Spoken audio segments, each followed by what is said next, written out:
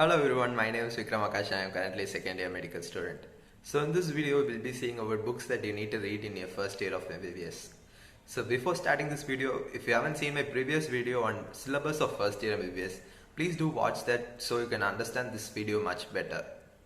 So all these books that I mentioned here are based on my experiences and that I chose for reading and studying in my first year of MBBS. So let's begin. So to begin with, there are three subjects in our list, that is anatomy, biochemistry and physiology, and all these three subjects have practicals as well as theory part. So there are three subjects and which has practical and theory parts. So coming to first subject that is on our list is anatomy. So for gross anatomy, I personally used Vishram Singh and Chaurasia as a reference book for only head and neck. So what is the difference between these two books is Vishram Singh and Chaurasia are not different in knowledge. The only thing that is they are different in is illustrations, the way that is presented in each books and the age of the books. Chaurasia is the oldest books here and it is almost a perfect book right now. It has been edited so many times and it is almost in a old edition that it is almost a perfect book right now. If you keep the Vishram Singh and Chaurasia side by side and choose between them, you would definitely go for Vishram Singh because Vishram Singh is more vibrant and it is more pleasant to look in your eyes. So when you see it for the first time, you would definitely go for Vishram Singh. And that is how even I chose Vishram Singh and I never regretted choosing it. So Vishram Singh is definitely a good book for go if you need a pleasant and a vibrant color reading. Though that will interest your reading and you will read a lot rather than choosing a dull colored book that is Chaurasia. But knowledge wise both are same. So it is up to you to choose. So my personal choice was Vishram Singh. So the next book that you need for anatomy is an atlas.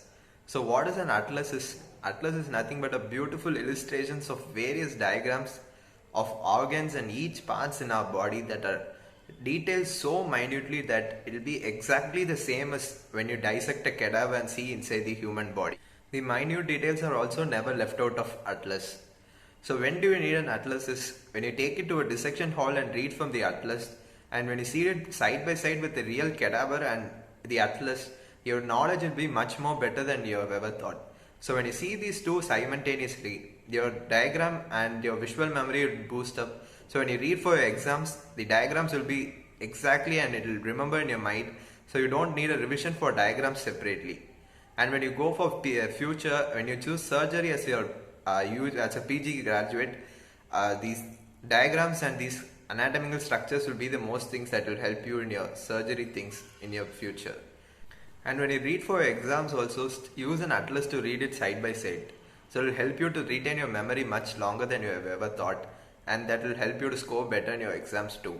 For atlas, the main atlas that I used is Netter's Atlas. There are various atlases, but Netter's is one of the best things and it is the best book that everyone will recommend to read, and Netter's is a good book. So choose Netter's Atlas if you can get your hands on it. So the next book that you need is a dissection manual. So dissection manual is nothing but a book that you need for dissection halls to dissect a cadaver. It is based on how to dissect each part of a cadaver, and there are important points that will be given in that book about that part that you are dissecting for that day. So dissection manual does the job of how to dissect the part. For this, the best book that is out there for dissection manual is Cunningham Dissection Manual. It is one of the best books that is out here, and most of the students use that book and all the teachers refer that book for studying for dissection. I wouldn't recommend you to go for a dissection manual right at the first place on the day of you joining your college before even starting your medical college. After you go for the college, if you really need of your dissection manual, please go for it. Since the most of the teachers that come for dissection will be so experienced and they will help you in dissection, and their knowledge is more vast than these books that you have. And your friends will also help you to dissect the cadaver and each parts. When you dissect it in a group, you won't need a dissection manual.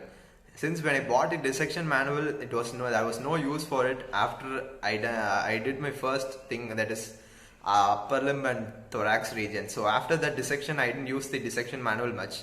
I was using my friends and we were all dissecting in groups so that you won't need the need of the dissection manual. So if you really need a dissection manual, go and ask for seniors and get it from them. So you won't waste your money on buying a dissection manual and keep it lying around. And most importantly, if you're using a Chaurasia book, the dissection points will be given clear cut in those books, and so you won't need a separate book for it. So next we have osteology. For osteology, the information that is given in your Vishram or Chaurasya is more than enough and more than adequate for osteology. You don't need a separate book for osteology, and buying a separate book is useless for osteology. So these two books are more than enough and adequate for studying this. So for embryology, there are two main books that most of them refer to, that is Inderber Singh's and Langmann's. So I personally had Inderber Singh's, and Inderber Singh is a difficult book that you need, the language is difficult in it and you can't grasp it so easily for the first time. Whereas Langmann, the language is also easy and there are more diagrams compared to Inderber Singh. So Langmann's is the best book that you can go for embryology. And avoid Inderber Singh's, and if you really need to study like in a PG level, go for Inderber Singh. That has knowledge more better to Langmann's. But for exam point of view, Langmann's is a good book, and that is the thing that you need to study for embryology. Like if you feel like you don't need to buy a book for embryology separately, your class notes will do the thing that is required for you. If you attend your classes regularly and if you take notes from it, for embryology, the notes that is given in a class is more than enough. Coming to the last book that you need for anatomy is a histology book. For histology, Defoe's Atlas is a good book, but I personally didn't buy any book separately for histology. I use the things that is given in the classrooms and the record books that you maintain in your classroom, and those diagrams are more than enough for histology. And if you still need a reference book and you need to study for histology separately, Defoe's is a good book and it will be most accurate to the diagrams that you see in the microscope. So coming to next subject that is on our list is biochemistry. So for biochemistry, there are two things that you need to consider before buying a book for biochemistry. That is one to keep as a reference book and one to keep as a base book. So I used two books for biochemistry, and the reference book that I used is Lippincott. And there are two reference books that you could refer in this range, that is Harper and Lippincott. Harper is a more vast book and that is used for PG level things in studying biochemistry. Whereas Lippincott is well more illustrated and the charts and tables are neatly given in Lippincott compared to Harper. And Harper is also too vast to study. So coming to the base book, there are two main books here, that is Vasudevan and Satyanarayanan. I personally use Vasudevan because Satyanarayanan did not have the knowledge that I think that is there in the Vasudevan. And Vasudevan is the most book that is referred by teachers and seniors in our college, and I use Vasudevan for studying. So always consider two books for buying for biochemistry, that one as a base book and one as a reference book. And the two books that I used is for reference Lippincott and for base book Vasudevan. Coming to the last subject that is on our list is physiology. For physiology, if you feel like you're a studious student and you have a lot of time to study, go for standard books such as Genong or Guyton. For this, Guyton is the best book that you can read if you have a long time to study and if you're good in studies. Like Guyton is not an exam oriented book, but it is good for studying. So it is vast and it has everything and it is written in easy language for everyone to understand. But the only problem here in Guyton is it is vast. Whereas Genong is a good book, but it is for PG level preparation. The language is also hard in it and the knowledge is also too vast in it. But if you're a student who only studies for exam point of view and only the exam knowledge is sufficient for you, go for good books like G.K. Paul or Sembulingam. Sembulingam is a beautiful book if you are only reading it for exams, like the day before or the week before of your exams. But stick with G.K. Paul, and G.K. Paul is the best book that you can read for physiology only for exam oriented things. I used two books. I had both Sembulingam and G.K. Paul as well as a reference book, that is Genong. I didn't use Genong much since when I opened Genong it was too dull and it was a too hard based thing that to read. So I'm not suggesting you to buy Genong and keep. If you need a reference book or a good book that is on a longer time you're going to study, go for Guyton. Guyton is a good book. So every book that I mentioned in this video are the books that I use for studying, and these are from my personal experiences and things that I use for studying in my first year of MBBS.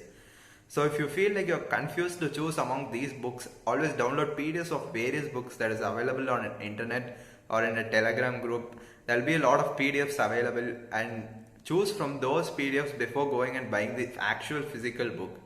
so you don't waste your money on buying a physical book and keeping them and not using them for a longer while, like most of the first year students do, and even I did when I was in first year, because there was no guidance, since I am the first kid to join medical from my family side. So like this, when you're joining for the first time, you would be confused.